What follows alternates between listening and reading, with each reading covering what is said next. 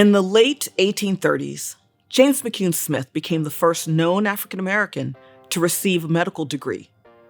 Denied entry to American-based schools because of his race, he was welcomed at the University of Glasgow. He became a doctor, intellectual, abolitionist, and a social justice advocate, putting the needs of his community before the advancement of his own career. Although largely forgotten, the recognition of his achievements is growing. In the month of his birth, we celebrate his life and work. James McCune Smith was born near the 5 Points in the 6th Ward of New York City in 1813. He was born in a neighborhood that was, famously quite rough. It was overcrowded. A lot of poor and working class people lived there. It was not always as well kept up as other parts of the city. But he also described it as a place where a community was really important. The communities were very tight and took care of one another. He spoke of having a very happy childhood there. He would talk about the close-knit communities. He was born probably to a single mother. She was born into slavery in South Carolina. She was a hardworking woman. One of McCune Smith's childhood friends later wrote that with the work of her own hands, the means were ample and abundant to raise her son. But I think it would be probable they were not wealthy in any sense. We're not quite sure exactly why he came to Glasgow as opposed to other British universities. He was kind of famously excluded from New York universities on account of race. It probably had to do with contacts that his mentor, Peter Williams, the pastor of St. Philip's, who's his mentor, there was a burgeoning anti-slavery movement, quite a strong one in Glasgow and growing.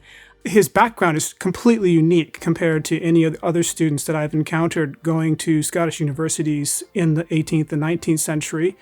There were only a handful of students who came from the African diaspora, and so he stands out in that respect. But he also was just an amazing character with a great, as I learned when I started to research him more, he has a great story that speaks to both British and American history.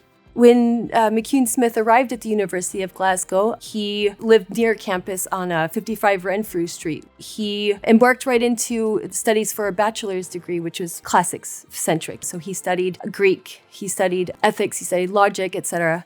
His friend Philip Bell wrote that actually McCune Smith did not come to the University of Glasgow to study medicine. He wrote that he came preparing for a career in the ministry. Bell said that he tried to persuade McCune Smith to study medicine instead because he was a thinker, a rigorous, empirical thinker. McCune Smith was definitely an exceptional student, and we can look into the records of the university and see that he was given numerous prizes. We do have two facts that show that he was quite advanced. One was that he was invited to give a paper to the Glasgow Medical Society, which was quite an exclusive organization, and also that he was awarded a clerkship at the Lock Hospital. McCune Smith was definitely a medical activist from his very start of his time. When he had finished his medical degree, he was selected by Professor Kuman, who had taught midwifery, which is like modern obstetrics and gynecology. And he was selected out to become basically an intern to train in the Lock Hospital, which served poor women who had various types of venereal disease. And while he was there, he realized that these women were being treated effectively as guinea pigs. And therefore, he decided to expose it, and he wrote an article about it, which turns out to be the first scientific article written by an African-American with a medical doctorate. And he wrote this article to expose this unethical experimentation being done on these women. And this would have been a serious act of medical activism at the time.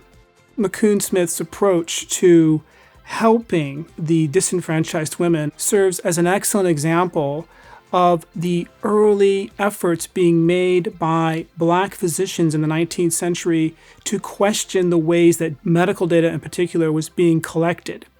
McCune Smith used the actual records of the hospital to show how the patients were being mistreated. In doing so, he showed that the data being collected by the other doctors was in fact incorrect. And he realized through doing this that he could apply this method when he went back to the United States. And in the years when he went back, he realized that the American census, particularly the medical data, was incorrect. and was allowing effectively those with racist views to make interpretations of African American health that were not representative of what was actually happening. And so just like at the Glasgow hospital, he goes back to the United States and collects new data from African American patients themselves and also from institutions, medical institutions that were serving African Americans, and reconstructs new data to show the American government that the data of the census was incorrectly portraying African American health. And that was in the 1840s when he did that, just in the years after he left Glasgow. Being a medical activist in the 19th century, as today, would have possibly created problems for his future career.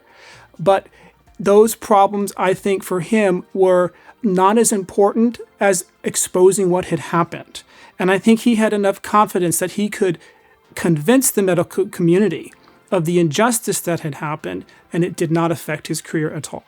When it comes to particularly African-American history and the civil rights movement, he played a much more important role than I think in New York City than people know.